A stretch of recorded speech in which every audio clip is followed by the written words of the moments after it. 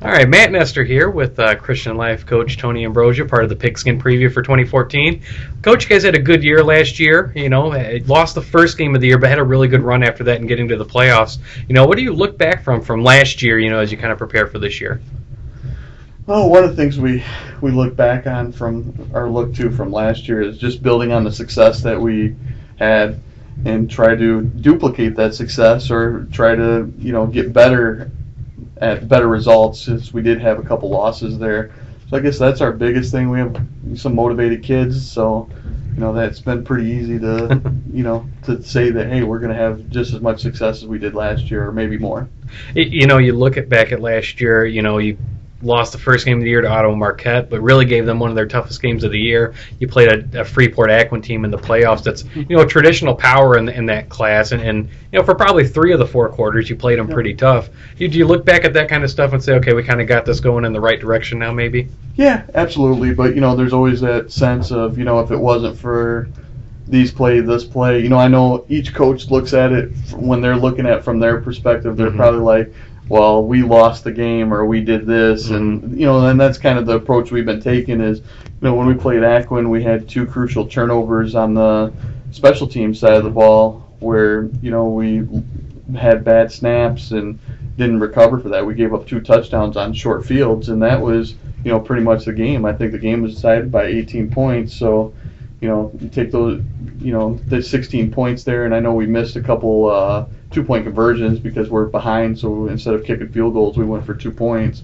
So, that's kind of the tail of the tape right there. And against Ottawa, we just felt that they were a bigger, stronger team at the time, because they were more, I guess, mature than us, more experienced, and I think by the time the third quarter, because we ended up playing that game on a Monday, getting pushed back because of the storms that Friday night, and that the weather just took its toll on us, it seemed like. So we learned a lot of stuff. Like this preseason anyway, we've really pushed conditioning, because right out of the gates again we have Ottawa Marquette, so we want to make sure that we're conditioned for the first game, right off the bat. Yeah.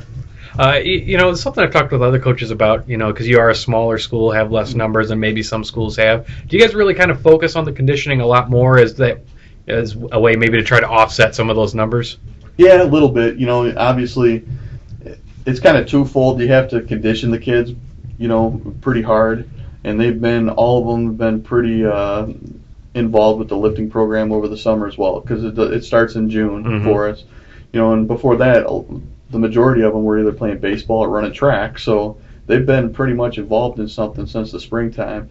But then when you get to here, part of the conditioning is, getting their bodies ready to play. So, the hitting, being a small school, we really watch that, because, we don't want the guys to be banged up, beat up game one. Right. But at the same time, we want them to be prepared and understand, hey, this is how a game time hit feels, or this is how it feels to have your body bruised up, the first couple days of, 2-a-days, or I guess we don't really run 2-a-days anymore, but true live hitting practice, so that way they can come back the end of this week and we can start ratcheting down just a little bit so they can get, prepared for game one. Yeah.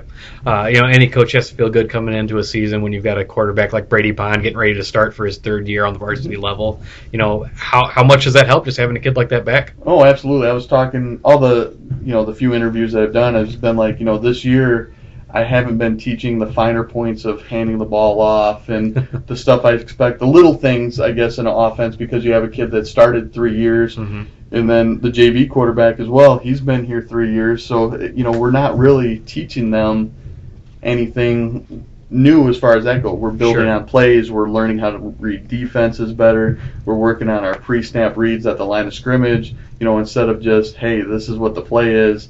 You're not stepping with your right foot right. You're not turning right. It's more of, hey, I guess just another level, which is fun to coach at the varsity level. You're not stuck with a first-year quarterback or whatever. So it's been a real treat. It's been fun. Yeah. And he obviously does a lot for you guys, but who are some of the other kids on the offensive side of the ball you're looking at to kind of step up? Yeah, on the offensive side of the ball, we have first-team all-conference wide receiver Isaiah Jones.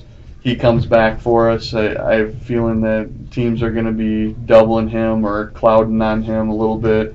So, to offset that, one of the kids that started quite a few games last year at tight end, Tony Ambrogio, he's going to probably play the other wide receiver side more of the time. And then we have burners like Nate Richmond running the ball and Benny Radford, both qualified for Junior Olympics this summer. So we got kids that are running fast 40 times, taking sweeps, trying to hit them deep on stuff.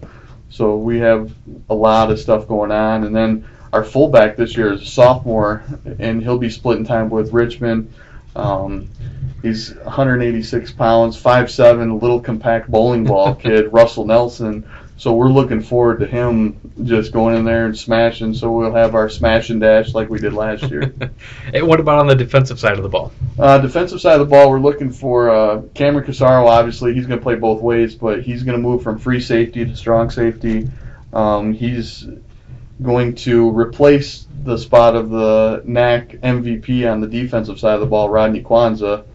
So he's got some big shoes to fill, but I think he's up for it. He's probably, pound for pound, the best defender that we have. So he's going to slide down to the strong safety spot.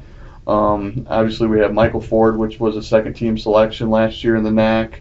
He's 6'5", 300, close to 300 pounds, playing D tackle for us. So he's going to be a force to be reckoned with, I have a feeling. And then one of our captains this year, inside linebacker, Will Ingalls, he'll do a nice job for us too. So on the defensive side of the ball, we have, I think, the two inside linebackers come back off NAC All-Conference recognition, and then obviously Michael does.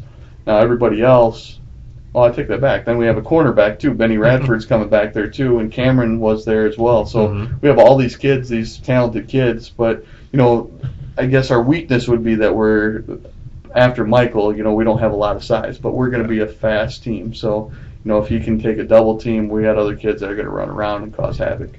When you have a team, smaller schools, smaller numbers, how much time do you spend trying to figure out, who can play both sides, who might be better off specializing in one position to maximize their talent, that kind of thing? It really, as a coaching staff, at first we start out saying, okay, here's the position we want you to possibly play in a game, and we want you to master that position. Then we did a lot of that through the summer. And then, during the summer practices, then we'll say, hey, we need you to learn this position, So we have linebackers that know how to play defensive end.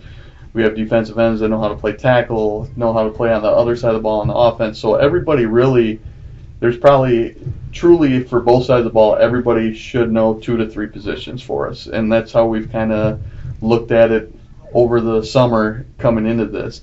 Now, to say you're only going to play offense and defense, it does make it rough. I know we did do that with a couple guys last year, but if we have a feeling they can help us and do better than what's out there, they're going to do it.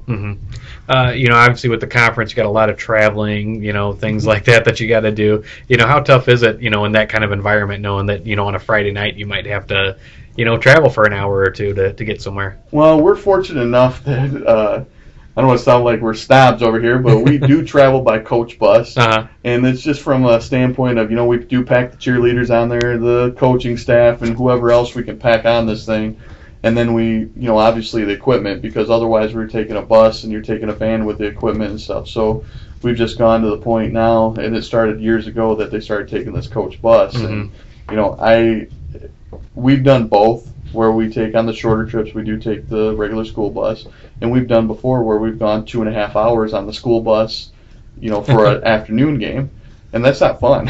So when we have that coach bus, I tell the kids all the time, hey, don't take this for granted. It's a nice thing, but it really does make a difference for our kids, because especially some of the bigger kids, you're cramped up on a school bus. It's not fun for them. Right.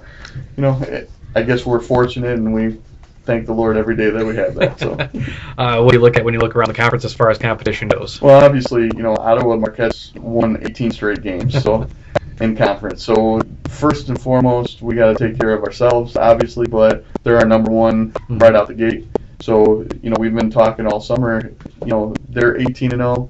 We're 8-0 in conference right now. I said someone's streak's gonna end. So, do we want it to be ours? So obviously they're our first opponent, and then Chicago Hope was in the playoffs last year. They're going to be a tough squad. I have a feeling they return some key guys on both sides of the ball. Moose Heart, you just never know what you're going to get with them. They have so many athletes in that school, and we play them last week of the year, and sometimes that could be pretty detrimental because I know they don't have time to watch those kids over the summer because a lot of those kids return to their homes and stuff. So if they get it rolling, the last game of the year could be a tough one for us. Alden Hebron too. I mean, they made the playoffs last year. John Lawler, the coach over there, I think he's made the playoffs 10 out of 11 years that he's been there. Sure. So, obviously they're always top in the conference. So, we have some teams that we have to watch, and, I think we're up for the challenge, It's got to be different for you guys this year. Last year you guys were kind of the team trying to pop up and pick those teams off. Now you're kind of the team everybody looks at. Now do you guys approach that any differently? Well, I've been telling the kids it's a different mentality because they've never been the hunted before. Right. We've always been the hunter trying to, climb our way up through the ranks, and now, we're still, I guess, after last season, we're the hunted now. But, I think we've been approaching it. I guess what I was trying to say is we've been approaching it no different than last year. We're trying to earn respect for ourselves and for the conference and just show that we're not a flash in the pan. All right, Coach. Good luck this year. Hey, thanks, man.